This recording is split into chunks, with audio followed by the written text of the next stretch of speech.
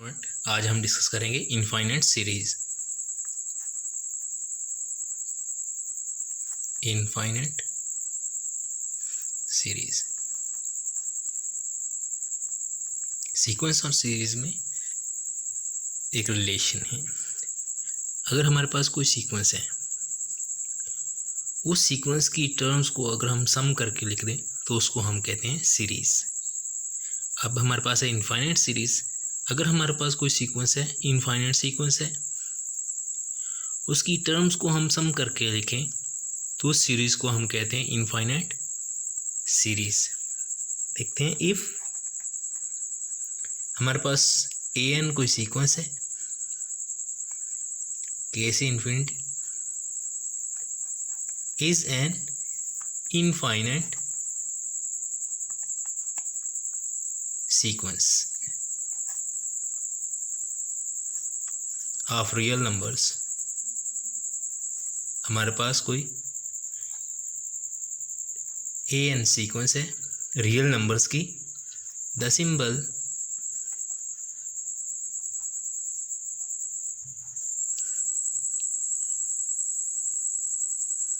n is equal to k to infinity a N.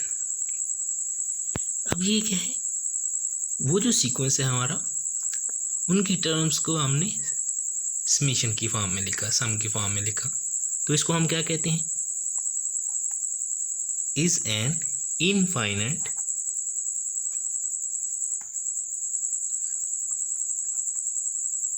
Series and a n is the nth term of the series। और A N को हम क्या कहते हैं, nth term of the series। जैसे कि हमारे पास कोई सीक्वेंस है ए एन, और हम इसको ऐसे लिखें तो ये क्या बन जाएगी, सीरीज। ये हमारे पास कोई सीक्वेंस है और ये हमारे पास उनकी टर्म्स के सम करके लिखा तो सीरीज बन जाएगी।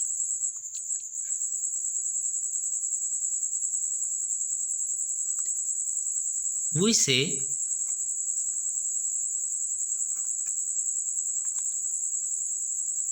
that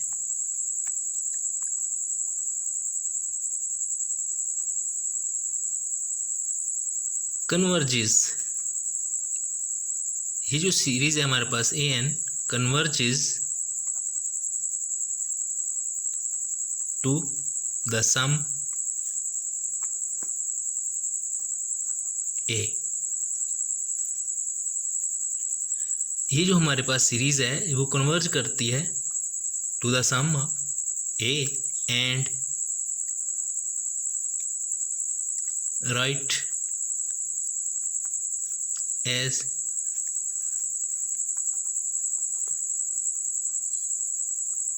infinity a n is equal to k।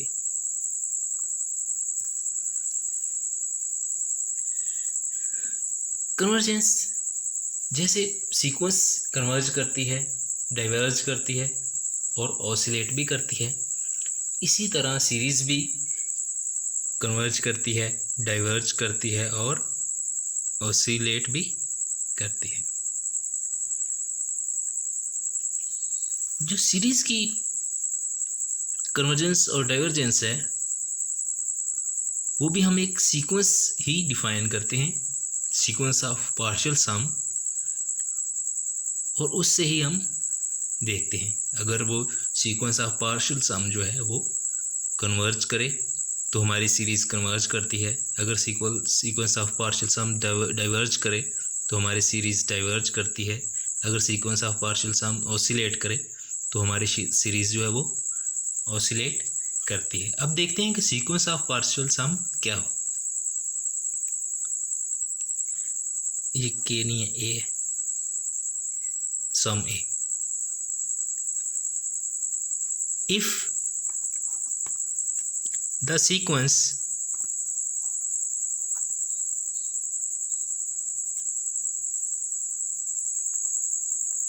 A n k to infinity. अब ये जो सीक्वेंस है, इस सीक्वेंस को हम कहते हैं सीक्वेंस ऑफ पार्शियल सम। इस सीक्वेंस को हम क्या कहते हैं? Sequence of partial sum.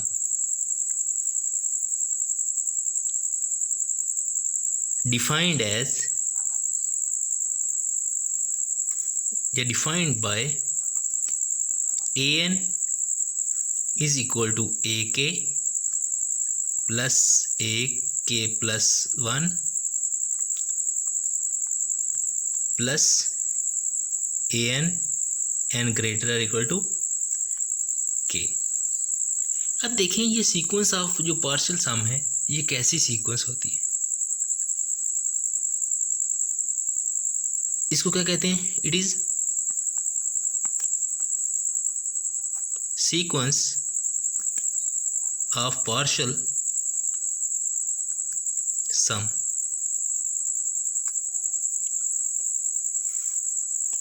ये जो सीक्वेंस होती है, इसकी फर्ज करें अगर हमारे पास n इज इक्वल टू के है,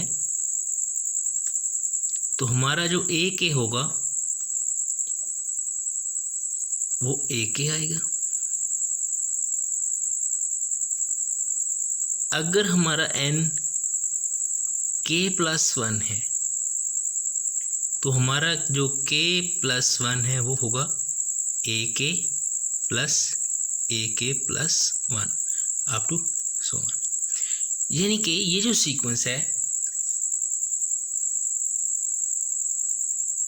अगर n इज इक्वल टू के है तो एक term, n is equal to k plus 1 के लिए 2 टर्म, फिर 3 टर्म, फिर 4 टर्म। तो इसी तरह ये सीक्वेंस डिफाइंड है, और इस सीक्वेंस को हम क्या कहते हैं? सीक्वेंस ऑफ पार्शियल सम।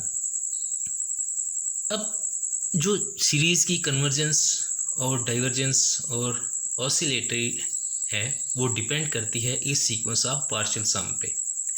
अगर ये sequence of partial sum converge करेगा तो हमारी सीरीज कन्वर्ज करेगी। अगर ये sequence of partial sum diverge करेगा तो हमारी सीरीज डाइवर्ज करेगी। अगर ये sequence of partial sum oscillate करेगा तो हमारी सीरीज भी ऑसिलेट करेगी। अब हम देखते हैं, एग्जाम्पल देखते हैं।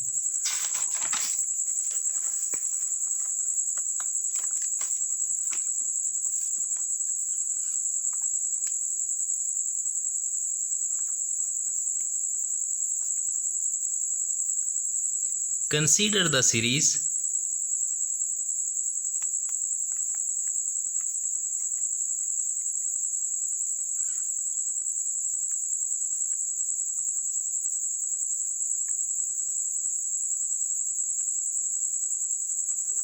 Rn if mod of r lesser 1। तो ये हमारे पास एक सीरीज है जिसको हम ज्योमेट्रिक सीरीज भी कहते हैं।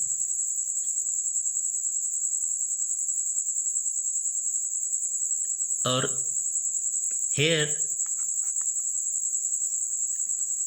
ए एन जो है वो आर एन है इफ आर लेसर 1। अब हम इसका सीक्वेंस ऑफ पार्शियल सम या nth term of partial sum define करते हैं। The nth term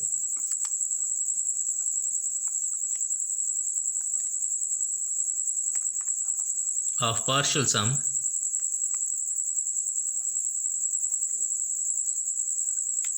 is an 1 plus r square। First term जब n 0 होगा तो 1 हो जाएगा, जब n 1 होगा तो ये r हो जाएगा, जब n 2 होगा तो r स्क्वायर हो जाएगा अप टू आर एन आ जाएगा। और ये एक ज्योमेट्रिक सीरीज है और हमें पता है कि ये किसकी इक्वल है? 1 माइनस आर एन +1/r। हम इसको इस तरह लिख सकते हैं nth पार्शियल सम में। अब ये कैसे आया, इसको हम प्रूव भी कर सकते हैं। कैसे प्रूव कर सकते हैं जी, हम r को मल्टीप्लाई करते हैं an से। ये an है, ये r है, तो क्या हो जाएगा r plus r square plus r cube up to rn plus 1। और हम माइनस कर देते हैं an माइनस ran।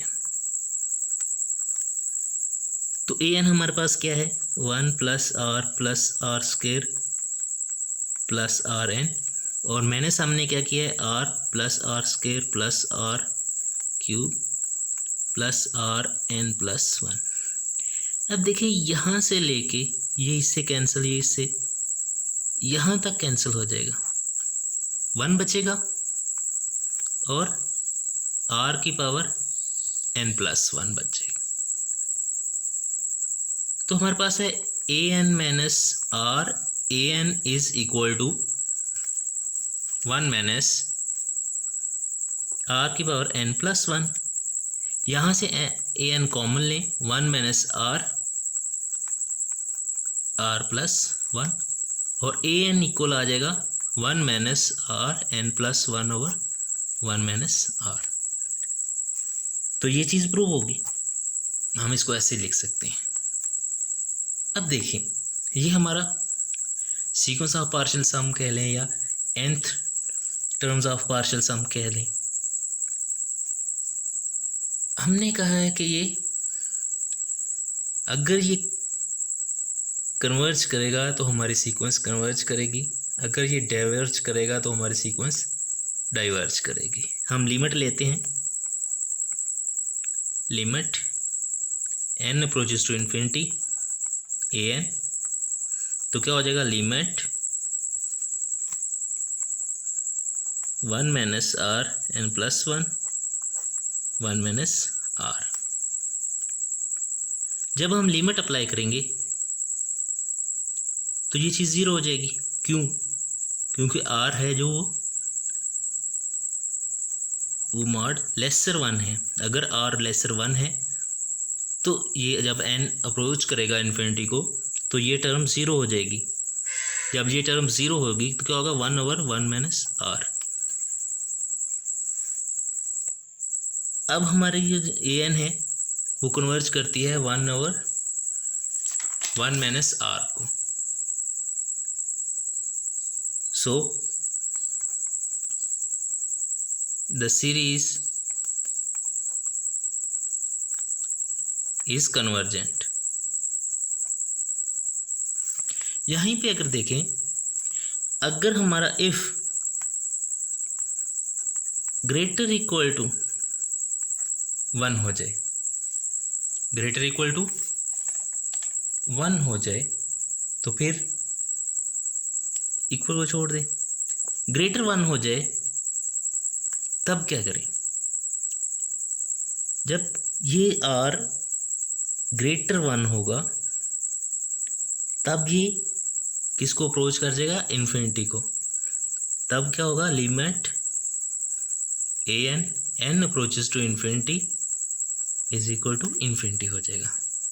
तो इस सूरत में सीरीज इज डाइवर्जेंट। अगर r की वैल्यू लेसर है 1 से तो कन्वर्जेंट। अगर हम केस सेकंड ले लें, अगर r मॉडुलस r की वैल्यू ग्रेटर 1 हो तब हमारी सीरीज डाइवर्ज कर जाती है। तब उसको हम क्या कहते हैं? Divergent series. Divergent series. Okay, thanks.